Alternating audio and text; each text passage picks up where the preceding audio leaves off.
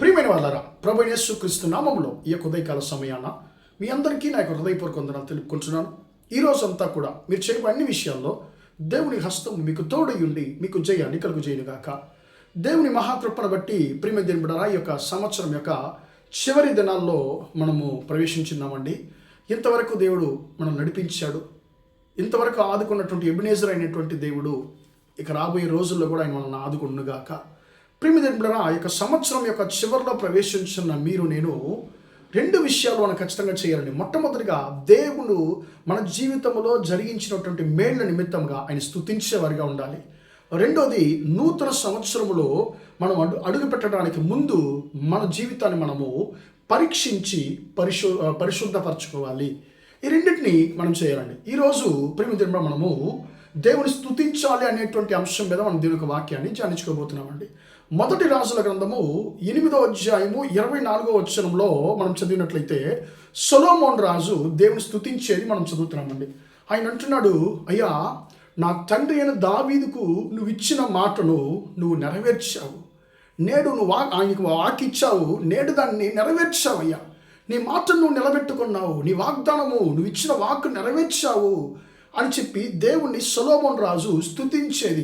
ఆయన జీవితంలో జరిగించినటువంటి మేళ్లను తలంచి ఆయన దేవుని స్తుతించేది మనం ఇక్కడ గమనిస్తున్నామండి. ప్రియమైన దేవుని బిడ్డలారా, ఇప్పుడు సొలొమోను రాజుకి దేవుడు ఏం చేశాడండి? ఇక్కడ దావీదుకే కదా వాగ్దానం చేశాడు, దావీదుకు నెరవేర్చాడు. సొలొమోను రాజుకి ఏం చేశాడంటే, దావీదుకు దేవుడు చేసినటువంటి వాగ్దానము సొలొమోను రాజు సంబంధించింది.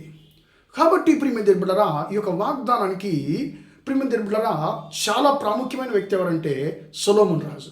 కాబట్టి ఆయన అంటున్నాడు, అయ్యా, నా తండ్రికి నువ్వు వాగ్దానం చేశావు, నీ మాట చొప్పున దాన్ని నెరవేర్చుకున్నావు, నువ్వు ఇచ్చిన మాట నిలబెట్టుకున్నావు అని చెప్పి దేవుని స్తుతిస్తున్నాడండి. దావీదుకి ఏం వాగ్దానం ఇచ్చాడు దేవుడు? అయ్యా, నీ గర్భఫలమైనటువంటి నీ కుమారుణ్ణి నేను నీ తర్వాత రాజుగా నేను ఇచ్చిస్తాను, అతని సింహాసనాన్ని నేను స్థిరపరుస్తాను అన్నాడండి.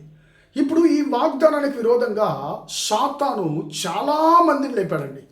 అంటే ఈ వాగ్దానం నెరవేరకుండా ప్రియమైన మామయ్య, సొంత మామయ్య లేచాడు, దావీదుని చంపేయాలని చెప్పి తలంచాడు. తనకు ఆయన చనిపోయిన తర్వాత గర్భఫలమైనటువంటి తన కుమారుడైన అబ్షాలోము తన తండ్రి అయిన దావీదుని వెంటాడాడు. ప్రియమైన ఎన్నో శత్రువులు ఆయన వెంటాడారు. కానీ దేవుడి మహాకృపను బట్టి దేవుడు దావీదుని కాపాడాడు, దావీదుకు మాట ఇచ్చాడు. ఆ మాటను దావీదు జీవితంలో నెరవేర్చాడు. ప్రియమైన మనం కూడా మన జీవితంలో ఎప్పుడైతే దేవుడు మనకు వాగ్దానం చేస్తాడో ఆ వాగ్దానానికి వ్యతిరేకంగా సాతానుడు అనేక సార్లు క్రియ జరిగిస్తాడండి. చాలా కఠినంగా క్రియ జరిగిస్తాడు. అంటే అసలు ఎందుకు రా బాబు, నేను ప్రాణంతో ఉండాలి అనేటువంటి పరిస్థితి, తలంపు కూడా మనకు వచ్చేస్తుందండి. కానీ మన దేవుడైన ఆయన నిజమైన దేవుడు, ఆయన యథార్థమైన దేవుడు. ఆయన తన ఇచ్చిన మాటను ఆయన నిలబెట్టుకునేటువంటి దేవుడు, నిష్ఫలము కానిచ్చేటువంటి దేవుడు కాదు. కాబట్టి ప్రియమైన దేవుడు, ఒక్కసారి మన జీవితాన్ని, ఈ సంవత్సరాన్ని ఒకసారి తిరిగి చూద్దామండి. మనం ఈ యొక్క సంవత్సరం ప్రారంభిస్తున్నప్పుడు ఈ యొక్క సంవత్సరంలో మనకి ఎన్నో ఛాలెంజెస్, సవాళ్ళు ఉన్నాయండి. కానీ ఈరోజు మనము దాన్ని ఒకసారి తిరిగి చూసినప్పుడు, ఎలా నేను ఈ యొక్క సంవత్సరాన్ని గడిచి వచ్చానబ్బా అన్నట్టు మనకు అనిపిస్తుంది. కారణం ఏంటంటే మన బలం కాదండి, మన జ్ఞానం కాదు, దేవుడే నిన్ను నన్ను ఇంతవరకు నడిపించుకున్నాడు. ఆయన మన జీవితంలో తాను ఇచ్చినటువంటి మాటను నిలబెట్టుకున్నాడు, నెరవేర్చాడు. కాబట్టి మనం ఈరోజు దేవుని స్తుతించబోతున్నాం. అయ్యా, నా జీవితంలో నువ్వు ఇచ్చినటువంటి మాట నిలబెట్టుకున్నావు, నెరవేర్చావు, నీకు స్తోత్రము అని చెప్పి ప్రార్థన చేద్దామా? ప్రేమగల మా తండ్రి, దయగల దేవ, ఇంతవరకు తండ్రి యొక్క మాటలు విన్నా ఒక్కొక్కరిని మీరు దీవించండి, ఆశీర్వదించండి. అయ్యా తండ్రి, మా జీవితంలో నువ్వు ఇచ్చిన మాట నెరవేర్చేటువంటి దేవుడిగా ఉన్నా దాన్ని బట్టి నీకు స్తోత్రము.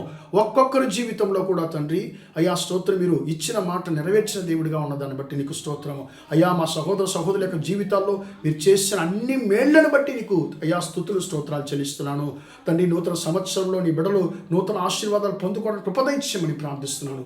ఈరోజు అంతా కూడా మా సహోదరులు చేసే అన్ని విషయాల్లో మీ హస్తం తోడు వారిని ఆశీర్వదించమని యేసయ్య నామములో ప్రార్థించని వేడుకొంచున్నాను తండ్రి. ఆమేన్, ఆమేన్. ప్రియమైన వాళ్ళరా, దేవుడు మిమ్మల్ని దీవించి ఆశీర్వదించును గాక. Praise the Lord, praise the lord.